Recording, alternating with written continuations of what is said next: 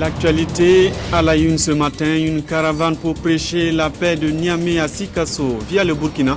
Les jeunes caravaniers étaient hier à Koudougou pour rencontrer les leaders d'opinion. Le dialogue interreligieux était au centre des débats. L'Égypte toujours en proie à la violence alors que les pro-Morsi poursuivent leur sitting malgré le nombre important de morts enregistrés. Les partis salafistes se retirent des négociations pour la formation d'un gouvernement d'union. Vous le verrez dans ce journal. Bonjour et bienvenue au 13h15 de la télévision du Burkina. En route pour Sikasso, une caravane des jeunes pour la paix marque une halte à Koudougou. Dans la cité du Cavalier Rouge, les jeunes porteurs du message de la paix parlent de dialogue interreligieux. Ils ont rencontré les leaders d'opinion de la région. Yacouba Gamene, Nyakiteda. Koudougou, 5e étape de la caravane des jeunes pour la paix. L'étape est toute particulière. C'est par l'arbre que les caravaniers appellent de tous leurs vœux les différentes communautés au dialogue interreligieux. En plantant l'arbre, c'est le symbole que nous plantons la grâce de Dieu partout où nous passons. Et cette grâce, dans cette caravane, c'est la paix. Ce qu'on vient de faire tout de suite est très bien et que c'est une œuvre demandée dans la religion, dans toutes les religions. Donc de venir ensemble, de fédérer ensemble, de travailler ensemble pour qu'il y ait vraiment le développement, la paix. Jeunes musulmans et chrétiens ont planté en commun à l'école franco-arabe, à l'église des Assemblées de Dieu et à l'hôtel de ville de Koudougou. À l'étape de Koudougou, c'est aussi le brassage interreligieux et culturel. Ils ont prié ensemble pour la paix, la cohésion et la concorde partout où ils sont passés. Depuis donc, le départ, vraiment on se réjouit, on se sent bien à l'aise dedans et on voit vraiment que les frères se sont vraiment unis. Nous avons remarqué que tout le monde en fait adhère à la cause de la caravane, que ce soit les musulmans, les catholiques ou les protestants. À chaque fois que nous arrivons dans une localité, nous voyons que nous sommes bien accueillis et que les gens nous encouragent dans cette logique. Nous sommes très heureux de recevoir cette caravane à Koudougou, qui est une ville quand même extrêmement sensible à ces notions de culture de la paix, de sécurité d'une manière générale et de développement durable qui ne peut s'effectuer qu'à travers une paix durable. C'est une initiative louée par les dignitaires religieux et les autorités de Koudougou qui encourage l'UFC Douri et son partenaire allemand, Monsieur Muken, dans cette mission de promotion de la paix. Le 2 mai sur le marché du travail des étudiants détenteurs du bachelor. La remise du diplôme a eu lieu samedi dernier à Ouagadougou. Sur place, il y avait Nathalie Kaori. Voici son reportage.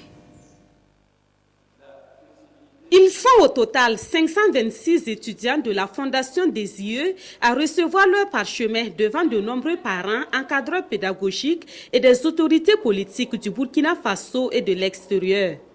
Issus de 27 nationalités, ils ont désormais en main leur diplôme de bachelor ou de master en ingénierie de travaux et de conception, en eau et assainissement et en génie civil. Pour ces lauréats, c'est bien sûr un moment de joie, mais surtout la fin d'un parcours fait souvent d'épreuves et d'embûches. Bon, j'ai un sentiment de joie. Je tiens tout d'abord à remercier les parents qui ont eu à nous supporter moralement, financièrement et surtout spirituellement parce que la lutte n'a pas été facile. Je suis très heureuse aujourd'hui et je remercie beaucoup mes parents et tout le 2E. J'espère pouvoir continuer en master infrastructure hydraulique. Pas trop facile, mais bon, comme on dit, hein, c'est le travail paye. C'est un sentiment de joie qui est en moi. Ces jeunes talents qui vont bientôt rentrer dans la vie active comptent sur les entreprises intervenant dans leur domaine de compétences pour montrer leur savoir-faire. Nous sommes déjà aptes avec ce diplôme à travailler. Il ne reste seulement qu'à eux de nous ouvrir les portes. Bon, j'aimerais dire aux entreprises de nous faire confiance et surtout de nous aider. Parce que quand tu arrives dans une entreprise, pour une première fois pour travailler, il faut qu'on t'épaule. C'est vrai qu'on dit que l'école est prestigieuse, elle forme des ingénieurs de qualité, mais il faudrait aussi que les entreprises soient un peu tolérantes parce que vu le nombre d'étudiants actuellement, la formation est bonne. Mais c'est difficile aussi de pouvoir être aussi performant qu'on le fait penser.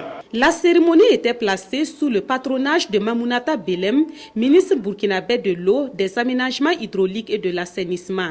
Elle a encouragé les diplômés à se servir de leur savoir-faire afin de contribuer au développement de leurs États. Quant au parrain Jean-Baptiste Bikalou, président de la Chambre de commerce du Gabon, il a conseillé à ses filleuls d'avoir l'audace pour entreprendre, l'humilité pour apprendre et s'améliorer, mais aussi la culture d'un esprit de collaboration avec leurs partenaires de travail.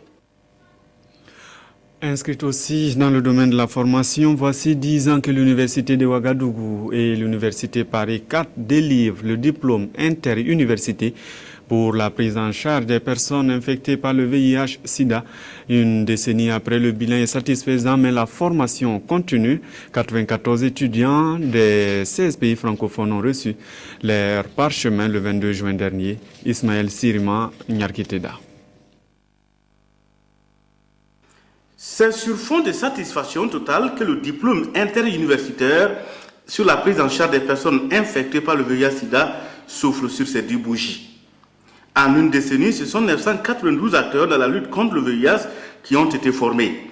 Des acteurs essentiellement constitués de médecins, de pharmaciens, de paramédicaux et de psychosociaux.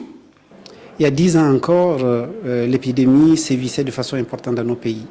Nous avions une prévalence très élevée, au-delà de 5%, voire parfois 10% dans certains de nos pays, des milliers de personnes à prendre en charge. Or, les professionnels n'étaient pas outillés pour prendre en charge une nouvelle infection pour laquelle la formation de base ne leur donnait pas les compétences. Ce qui a motivé donc la création de ce diplôme. Pour cette 10e promotion, 94 participants de 16 nationalités d'Afrique francophone ont préparé la formation. Et au bout de 4 semaines de cours intensifs assortis d'examens, 91 ont été jugés aptes à recevoir leur diplôme. Beaucoup plus qu'un parchemin, ce que nous venons de recevoir ce soir, c'est un accord que nous avons eu à signer pour l'amélioration et l'implication réelle dans l'engagement et la lutte contre le VIH-Sida en Afrique subsaharienne. Le professeur Drabo a admis que la pandémie du VIH-Sida est en passe d'être maîtrisée. Mais beaucoup reste à faire car la bataille contre le VIH-Sida est loin d'être gagnée. Toujours dans le domaine de la formation, des cadres viennent de recevoir leur diplôme. Ils viennent de l'Institut de l'environnement et du développement durable de l'Université de Ouagadougou. Ils se disent prêts à mettre leurs compétences au service des structures qui pourraient les accueillir. C'est 12 ans, Nyarkiteda. Ils sont une soixantaine d'étudiants de l'Institut de génie, de l'environnement et du développement durable de l'Université de Ouagadougou en fin de formation. Durant une année pour certains et 2 années pour d'autres, ces étudiants ont acquis des connaissances dans divers domaines de développement durable. Cette promotion a pris pour nom de baptême promotion Dr Eli Ouedraogo, parrain de la présente cérémonie. Il les a invités à être des modèles pour les générations futures de l'IGED. Les mines absorbent beaucoup. Les étudiants qui sortent de l'IGED parce que les formations sont en phase avec nos besoins.